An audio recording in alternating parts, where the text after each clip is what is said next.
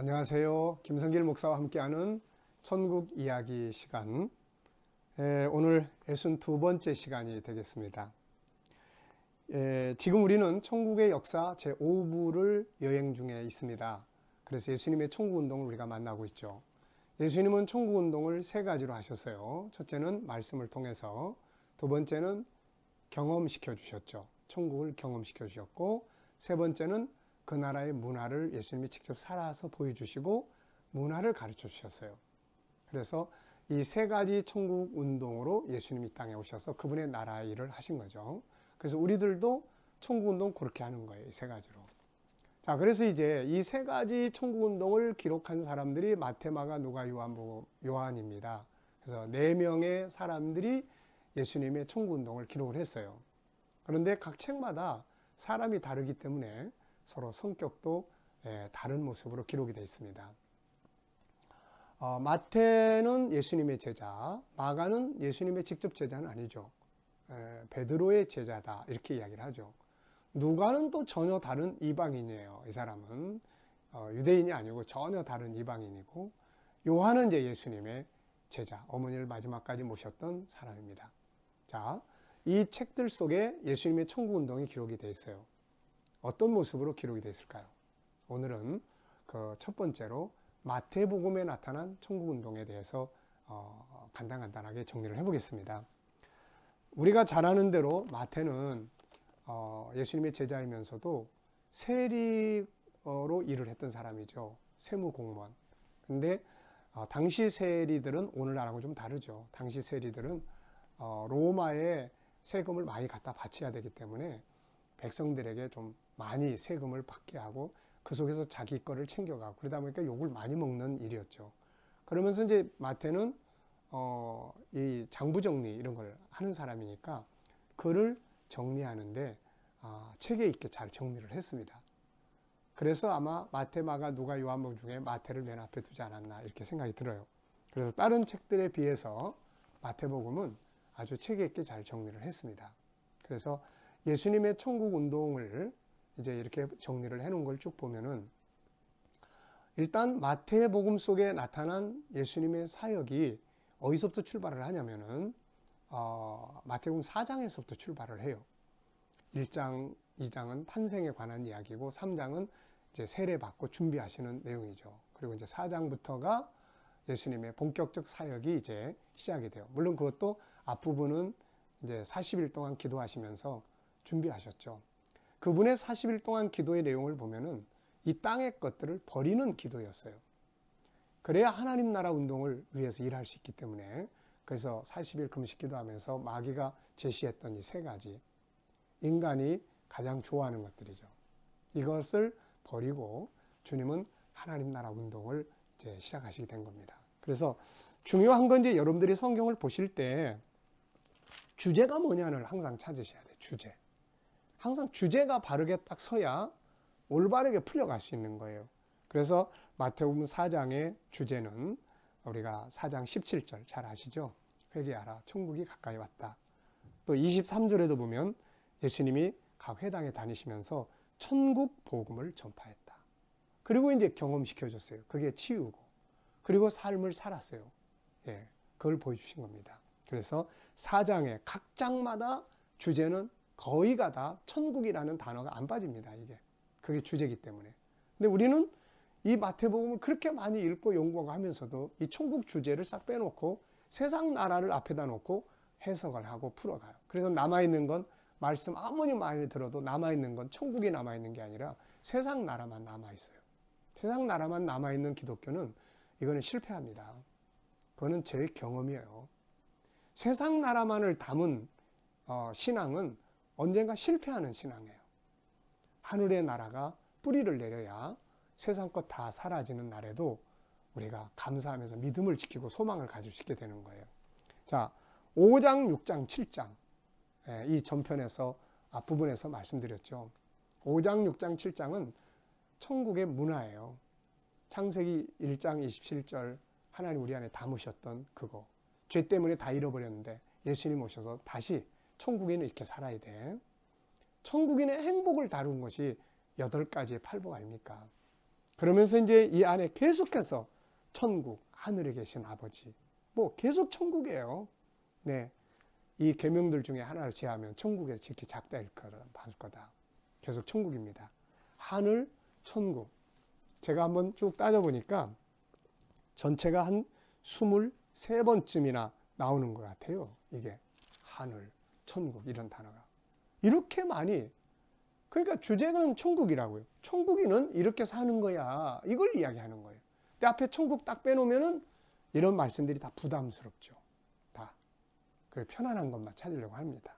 자, 그래서 6장, 7장. 7장의 맨 마지막에 가면 이제 천국으로 마무리를 지어요. 21절에 보면은 주여 주여 하는 자가 다 천국에 들어가는 거 아니다. 이렇게 이제 정리를 합니다. 그리고 이제 8장, 9장은 이제 치유의 삶이에요. 천국을 경험시켜 주는 거예요. 그렇지만 여기도 역시 주제는 바로 천국이 등장을 합니다. 8장에 보면 백부장이 자기 하인 때문에 와서 고쳐주세요 그럴 때 예수님이 그 사람의 믿음을 칭찬하면서 마지막 결론을 내린 것은 이런 믿음을 가진 사람들은 아브라함, 이삭, 야곱과 함께 하나님 나라 천국에 앉게 될 거다. 마태는 천국을 주제로 써놨어요. 11절에 이런 사람들이 야곱과 함께 아브라함, 이삭, 야곱과 함께 천국에 앉게 될 거다. 항상 결론 아니면 서론 처음 주제는 천국입니다. 자, 9장도 역시 예수님의 치유의 역사가 많이 나타나요. 그런데 35절에 가보면은 역시 주제는 천국 복음을 전하러 다니셨다. 이렇게 이야기를 하죠. 자, 10장은 이제 제자들을 파송하는, 이제 훈련하는 내용이에요. 근데 여기서도 역시 가면서 뭘 이야기하라고 그러냐면은 7절에 보면은 가면서 말하되 천국이 가까이 왔다 하라. 항상 이게 중심입니다. 이걸 딱 잡고 그 다음에 천국인들은 이렇게 살아야 되는구나 하는 걸 봐야 되는 거예요. 그 다음에 이제 11장은 세례 요한이 유다 왕국을 기다리다가 자기는 감옥에 갇히고 그때 예수님은 아직 그런 운동할 기미가 안 보이고 그럴 때 오실 분이 당신이 아니냐 이런 이야기 하죠. 제자들 보내서 이때까지만 해도 이 세례 요한도 그렇고 모든 제자들이 다 구약적 신앙을 가지고 있었기 때문에 메시아가 오시면 다윗 왕국 건설이에요. 이런 개념을 가지고 있다는데 예수님이 뭐 그런 군대를 모집하는 것도 아니고 그러니까 자기 감옥에 갇혀 있고 그래 답답하니까 보낸 거죠. 오실 분이 당신이냐 다른 사람 기다려야 되느냐. 그때 예수님은 세례 요한의 역할을 설명을 했어요. 그러면서 이때부터는 천국은 침노하는 자의 것이다. 결론은 천국으로 이렇게 마무리합니다. 그리고 이제 12장도 역시 이제 뭐 안식일에 대한 뭐 병든 자 고치고 하는 이런 전통에서 해방시키는 천국의 문화예요. 그러면서 여기서도 하나님의 성령을 힘입어 귀신을 쫓아내는 것이라면 하나님 나라가 너에게 임한 것이다. 천국이 성령 안에서 이 땅에 임하는 장면을 말씀하고 있는 겁니다. 그리고 남은 이제 14장이 나와요. 13장이 나와요. 13장은 비유가 많이 나오는데 그 비유의 이야기가 전부 다 뭐겠어요? 전부 다 비유가 주제가 천국이라는 거 말씀드렸죠. 자, 그리고 이제 14장 이제 뭐 오병이의 기적들 또 15장에 가면은 그런 유전에 대한 그런 지적 사항들 이런 것들이 말씀을 하세요. 그리고 이제 16장에 가면은 이제 요나의 표적과 함께 내 교회를 세우겠다 그러면서 이 교회 위에 천국의 열쇠를 맡기겠다. 그래서 교회는 천국을 열어서 세상 앞에 천국을 보여줘야 하는 곳이라는 걸 보여준 거죠. 그리고 이제 17장에 가면은 변화산의 내용이 나와요. 이거는 예수님 재림하실 때 우리가 다 변화돼서 하나님 나라에 들어가는 그 영광스러운 장면을 보여준 거죠. 18장에도 가보면 천국에서 누가 크냐 이런 게 주제예요. 천국에서 누가 크냐. 제자들은 천국을 유다 왕국으로 생각을 하다 보니까 거기 들어가서 베드로가 총리가 돼 아니면 뭐 누가 국방장관이 돼 이런 생각을 하고 있었을 거예요. 그때 예수님은 천국은 어린아이와 같아야 된다. 그러면서 천국과 영생에 대한 말씀을 정리를 합니다. 그리고 19장에 가면은 이제 가정에 대한 이야기예요. 혼자 사는 게 맞냐, 이혼하는 게 맞냐, 아니냐, 뭐 이런 이야기들인데 이것도 역시 주제는 천국입니다. 그래서 천국을 위해서 스스로 혼자 사는 사람도 있고, 가정을 위해서 사는 사람도 있다. 그리고 또 이제 제자들이 아이들이 오는 걸 이제 오지 말라 그랬더니 이제 물리치니까 예수님은 천국이 이런 자의 것이다. 그러면서 또 영원한 생명을 얻기 위해서 왔던 사람의 이야기, 다 주제가 천국이에요. 그리고 이제 20장도 보면 천국은 이렇게 예루살렘에 예수님께서 지금 죽으러 가시는데 제자들은 뒤따라가면서 이제 곧 다윗 왕국이 건설이 되는데 누가 왕이 될 거냐? 예수님 왕이 되면 누가 좌편 우편 앉을 거냐? 그래서 예수님이 여기서도 제자들 불러다 놓고, 야, 세상 나라는 이런 거지만 내 나라는 섬기고 지배하는 게 아니야. 내가 지배하려고 온 사람 아니야. 그래서 그분의 나라를 설명하는 내용들입니다.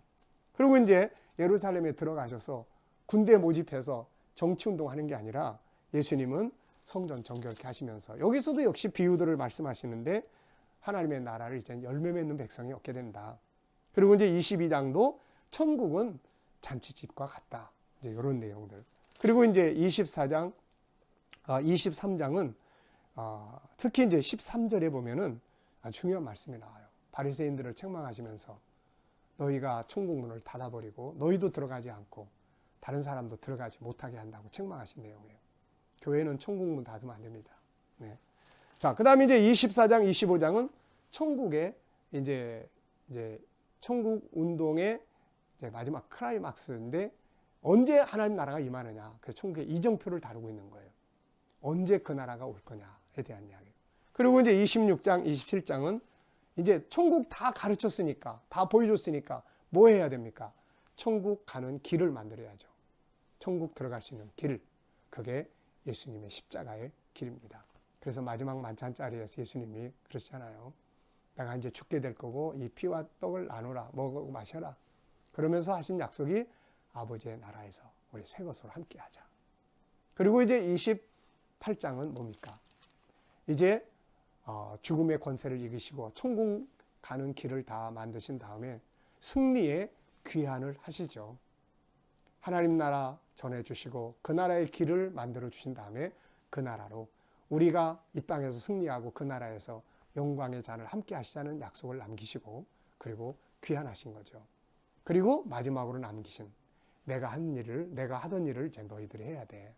천국 복음 전해주고 천국 경험시켜주고 천국의 문화를 살아야 돼. 이것이 세상 끝까지 모든 민족에게 이 운동이 전파돼야 된다 하는 마지막 명령을 남기신 것이죠. 이 일을 하는 동안 내가 절대로 떠나지 않고 함께 하겠다는 약속을 주신 겁니다. 마태복음, 예수님의 천국운동 3가지, 이것을 중심으로 정리해 놓은 책이 바로 마태복음입니다. 마태복음의 어느 내용을 보시더라도 항상 주제는 천국이라는 것, 그것을 중심으로 성경을 해석하고 풀어갈 수 있으면 가장 멋진 해석이 되는 것이죠. 오늘의 말씀 여기서 마치겠습니다. 감사합니다.